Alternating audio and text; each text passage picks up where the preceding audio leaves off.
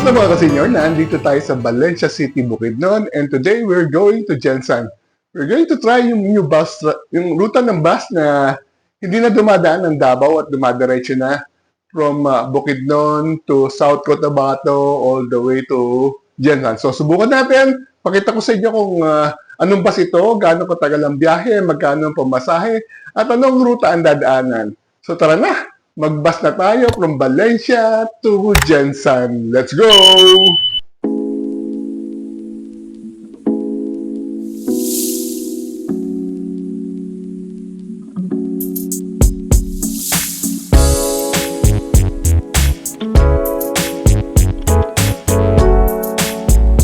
So just check out from our hotel. Tingnan natin kung paano tayo makakarating sa Met Terminal. May laga pa naman. It's 3:07. 4 o'clock naman daw yung bus. Hopefully may makaspace na tayo ng tricycle or something at pwede sakyan papunta doon. So lakad-lakad tayo, baka makita tayo ng masakit sa may banda doon.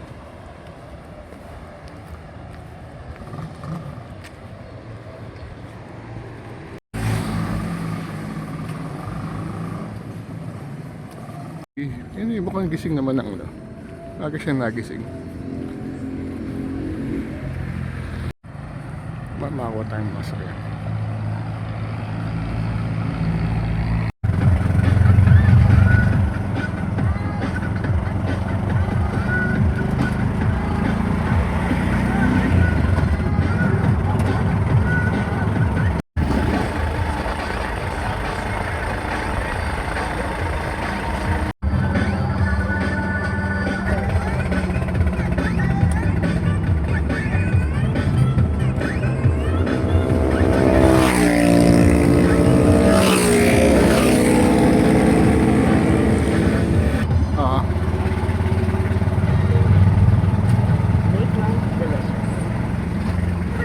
Ito na yung terminal.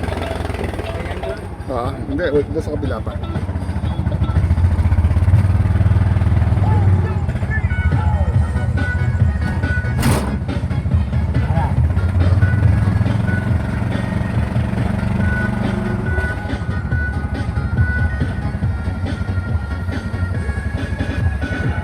Napin natin bus kung sakaling nandito na. Pero wala pa eh.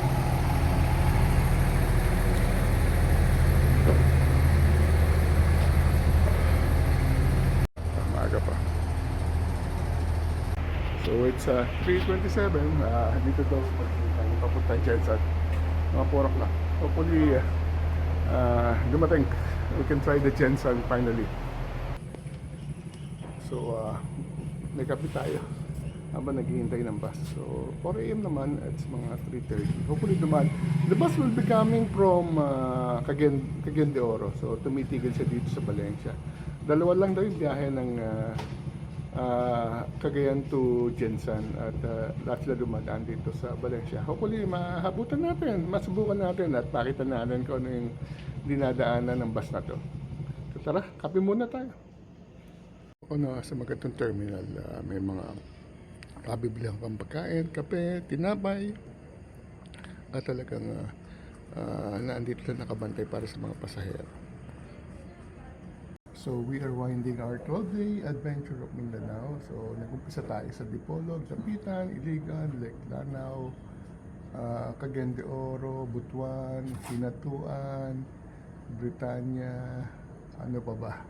Bislig, Katiil, Caraga, Mati, Davao, Bukidnon, and then finally, ngayon papunta tayo ng Jensan para sumakay ng eroplano pa uwi ng Manila. But napaka-rewarding, ang dami nating kwentong naalaman. So I'm happy na sa mga ganitong adventure. Very memorable at ang dami nating na-meet ng mga tao, na-discover mga bagong lugar at na-explore at natutunan tungkol sa mga buhay-buhay dito sa Mindanao. So, excited na ako para sa ating next adventure. In the meantime, hintay-hintay na lang natin ang ating bus.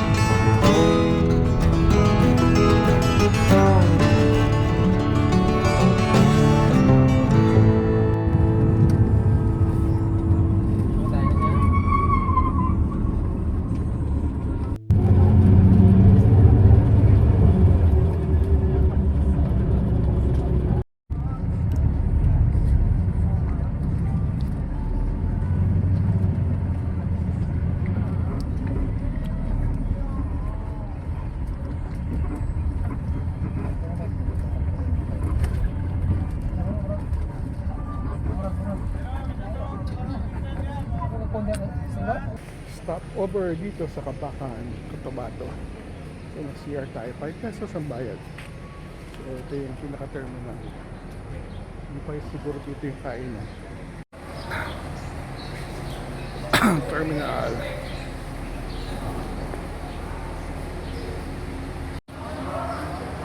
Quezon Bus. So kumain dito. Tapos nagugutom tayo. Hanap tayo ng makakainan dito sa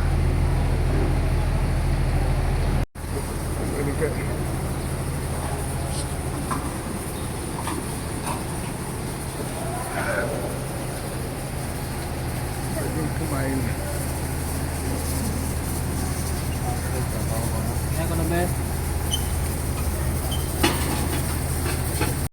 Ay,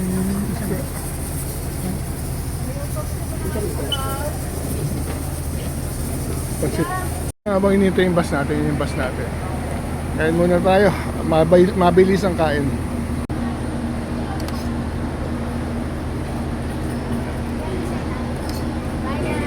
Kain muna. So nakakain tayo. 95 lang, 50 pesos ang ulam, mura dito. 95 lang nakain natin, meron pa tayong Sprite.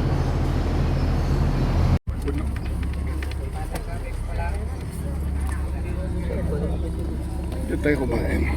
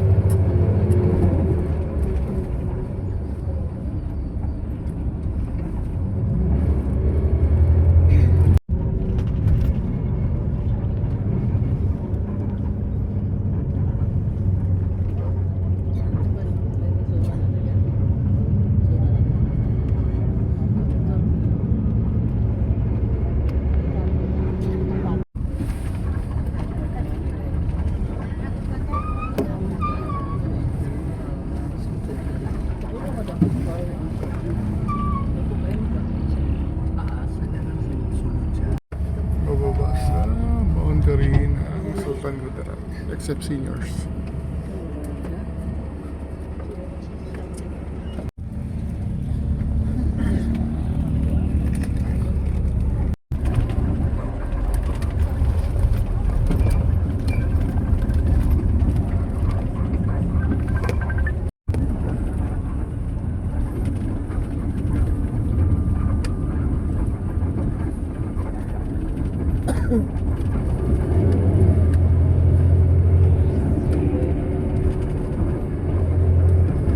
Takurong na, marami nang bumababa dito.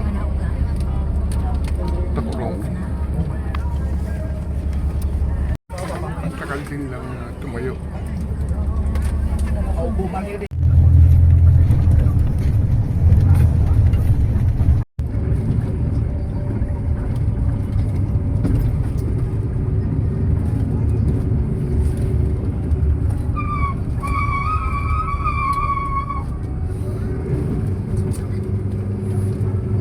Mama, gusto isukat sa paparoma?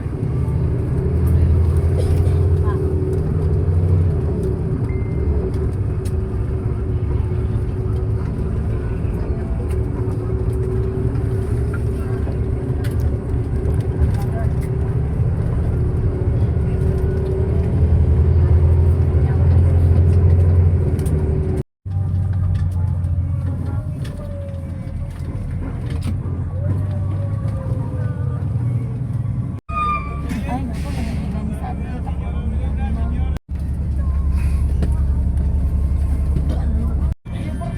Ako, siguro.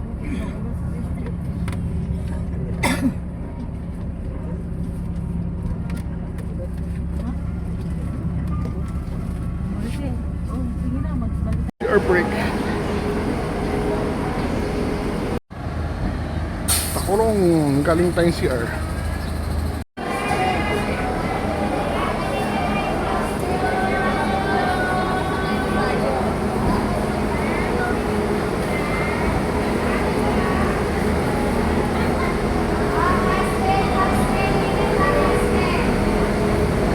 Stop over 30. 30.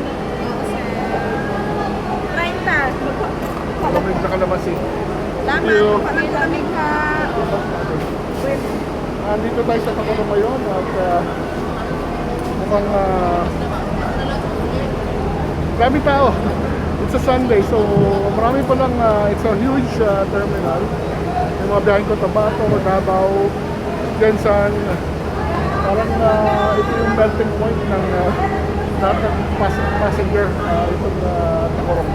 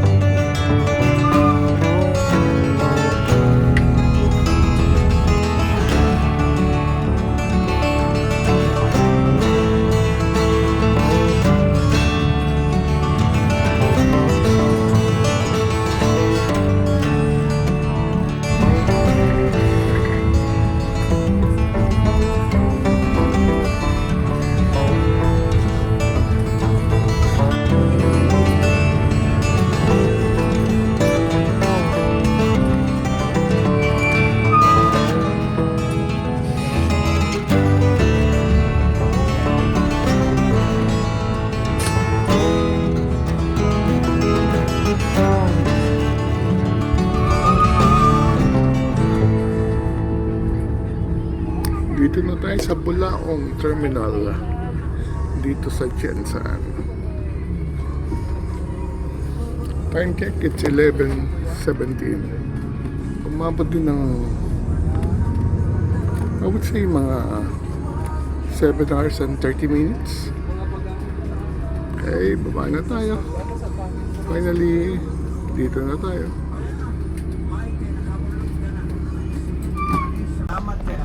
Good morning mga membro sa Pulse Club, Barangay Turot. Barangay Turot na lang. Kapoy, touchdown.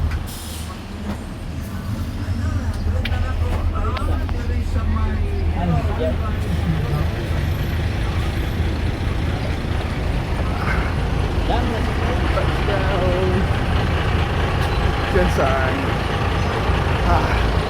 Bulaong Terminal. Dito na tayo. Exit and then we'll go to SM or KCC. Kain muna tayo. Then after that, we go to the airport. Dito naman, sakayan sa kanto. 20 pesos. We're trying the local tricycle. Pupunin pa to. So, mga anil pasayero to.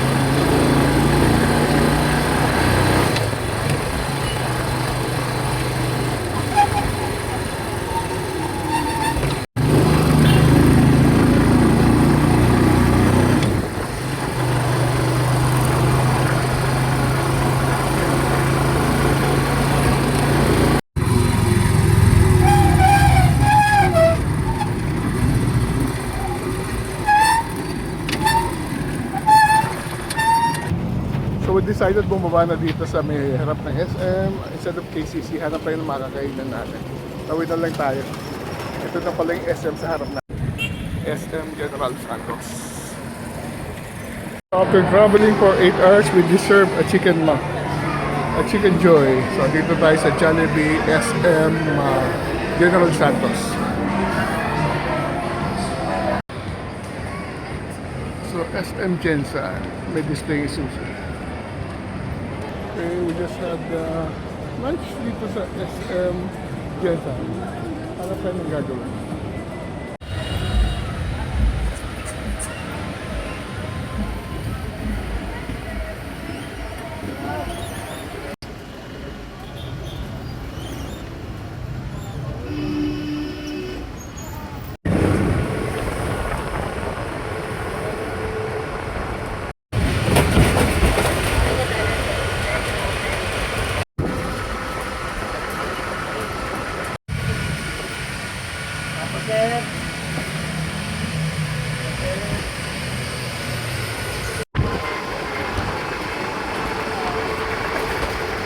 We just arrived sa airport, Route 13, airport yan, PUB, e-jeepney, KCC Mall, 60 pesos sa pamasahe. Now, dito na tayo sa airport.